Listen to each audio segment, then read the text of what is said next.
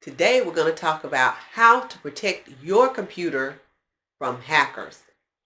Ever wonder who's causing all of these cyber attacks? If you stay with me till the end of the video, I will show you a way where you can see exactly who's causing these attacks and where they are. Hi, my name is Regina, and I've been repairing computers, training in cybersecurity, training in basic computer for 16 years.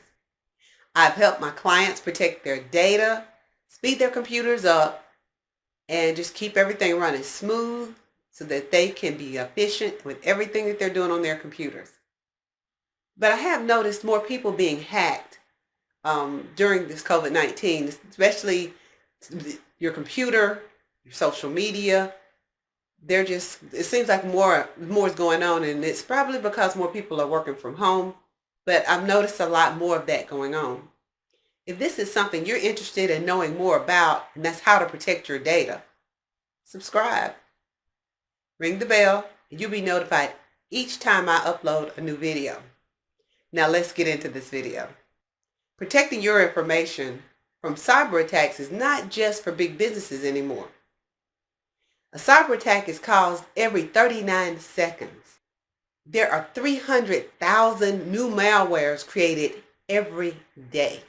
The average cost of cyber attacks in 2020 was $150 million. The illegal drug industry collected $400 billion, while cyber criminals collected $600 billion. 80% of the hackers say that humans are responsible for most of the security breaches. Here's 8 of the most common cybersecurity threats. Well, I'm going to tell you what they are, how they work, and how to protect yourself from them. The first one is called they call it the DOS, but it's DDoS here, and it's distributed denial of service. The attacker sends just a whole lot of information through the system until it's just overloaded and can't handle any more information.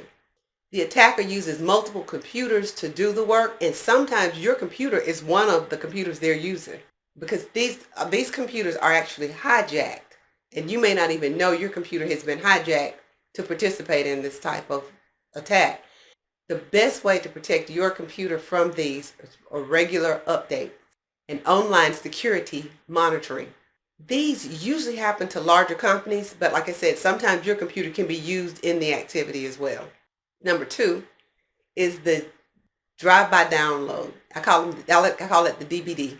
You don't have to download anything yourself to be infected. If you go to an infected website, it will install a small piece of software on its own. And these usually get on computers that are outdated, meaning your operating system is outdated, your security information is outdated, and it's just easier to attack those type of systems. So in order to protect yourself from those, you have to use a good antivirus and keep it updated, as well as keeping your system updated. Number 3 is malware. Now malware is adware, spyware, Trojan horses, and viruses, and worms.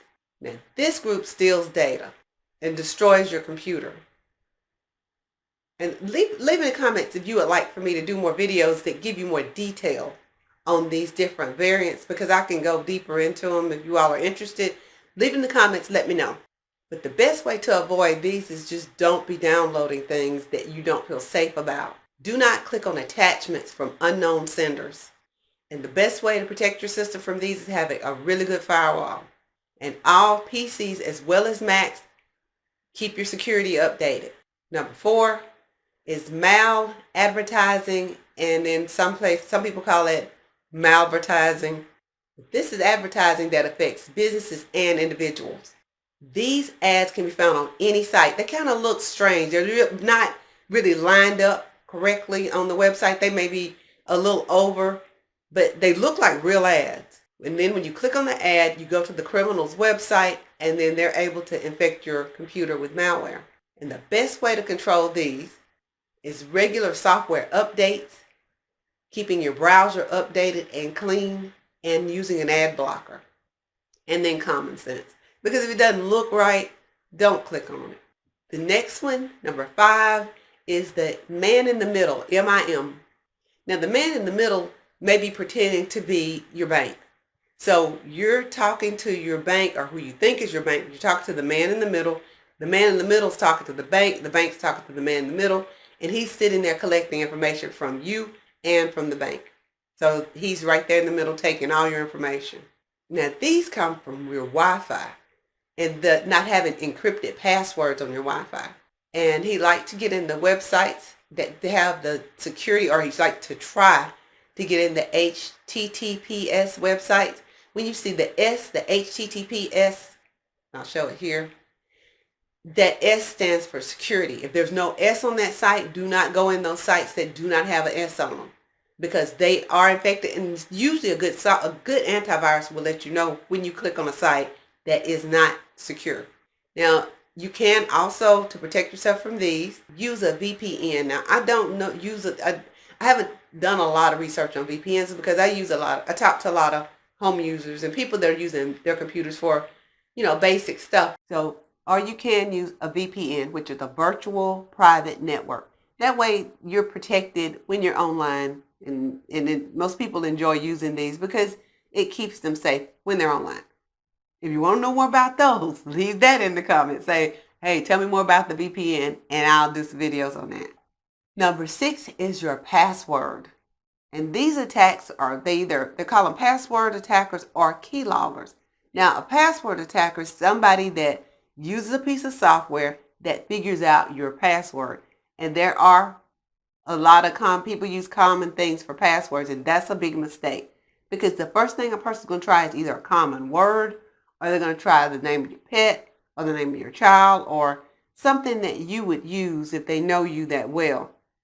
So your passwords need to always be stronger. I am going to do a video on passwords. I did one a long time ago. I'm going to do another one to show you how to do better passwords and what I recommend to take care of your passwords. Now, your passwords do need to be changed often. I'm notorious for not changing mine as much as I should.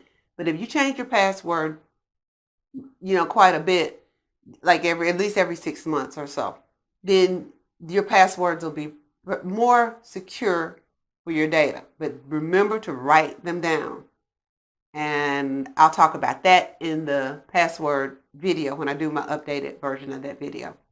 Now, the keylogger gets in with a little piece of software, and then they log everything that you type when you're on the computer. And from the time you get in to everything you go in and out of, they're picking up your password from the keystrokes. And at the end of the day, they'll have your passwords and everything you've typed in that whole day. So the best way to prevent these are 2 or more authentications, meaning have it where you type in a password and maybe you need to know, they have to text you some kind of code to get in.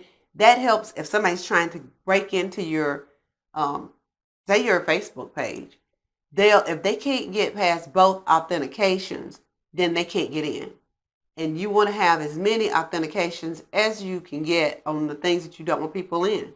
So if you have more than one way to get in, like you have to do 2 things to get in, or 2 or more things, that helps with that. Number 7 is phishing. And no, not fishing like catching fish to eat, but phishing. People fishing for information. This one I see a lot more than we should. And if you think about it, you've had people try to phish you because they'll either call, and that's what people don't notice. Those phone calls are phishing too. Because if they call you, Microsoft will never call you and say, hey, your computer's really infected today. I mean, they really don't have time. They don't know who has a Microsoft computer. You have to take a step back, take a deep breath, and think. Microsoft has no reason to call you and tell you your computer is infected. They don't know you even have a computer. Now, people consider this when they get the emails. Now, you do see those as well. And those tend to look like they come from maybe Amazon, maybe eBay. I do have a video on that, and I'm going to put a link to it here or here. But you can go and watch that video, and I go more in depth talking more about the different things that are out there.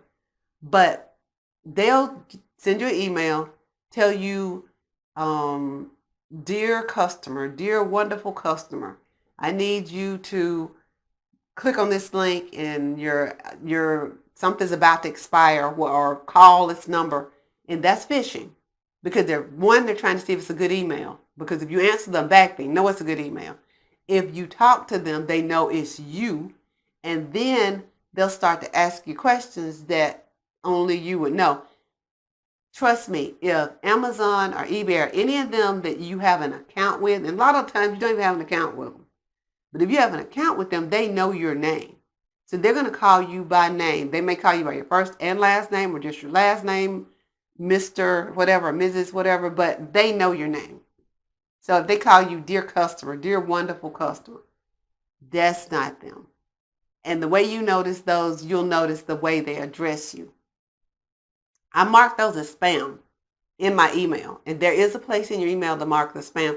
When I do that video, I'll go deeper into that. Y'all let me know if y'all want to know more about phishing. But I did do another video that talks about it. Number 8. Number 8 is rogue software, or what they call scareware. And I see this on clients' computers all the time. This one likes to show up and tell you that your computer's been infected and don't turn it off, and all these horrible things are going to happen to you if you don't. Click on this button and buy this software that's going to clean this off, and your computer will all be wonderful and everything. That's a malware. And that's how they're getting money from people. And they have gotten a lot of money from people that thought they were infected, and that if they pay for this fake software, they would, be okay. This problem really started in 2008. I mean, it got really bad. That's when it first came out, and I still see it. The best thing to protect your system against this is a good antivirus. I will do a video on antiviruses, I promise, because I've changed from what I use since I changed to Windows 10. And even if you're running a Mac, I still recommend you keeping your security up. Macs are not known for getting viruses, but you can get a virus with a Mac. So don't just think, oh, I can't get a virus. You can. So you still need to pay attention. And I'll try to make sure I mention Macs in my training as well. But just know that you do need to have your security. You need to have good antivirus. You need to keep them updated. And you need a good firewall that controls what's coming in and out. The firewall is separate from the antivirus. You need both of them. And pay attention to what these people are saying or trying to get you to do, because you'll know then that it's not real. If you agree with this video and agree with the points that I just brought out, like it, share it, comment it. Comment if you didn't know the names of some of these, and share it if you care. Now, the way you can see what viruses are going on and who's committing them is a website called Threat Cloud. I'll put a link here. I'll put a link in the bottom, and it's a free website. You can just go in and look, but it will show you who's attacking somebody and who's being attacked, and it's real interesting to look at. A little scary too, but that's the website I promised to tell you all about.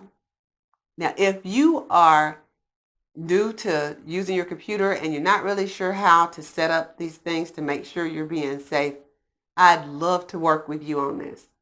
So down in my comments down there, just go down there and book a call with me. I'd be happy to talk with you more about your system and see what we can do to make sure your system is protected from any type of malware. And it helps to keep you safe, keep your data safe. And malware also slows the computer down. So you're actually getting 2 for 1. You're getting a clean system and it runs faster. That's all for today, and I will see you out in the next video.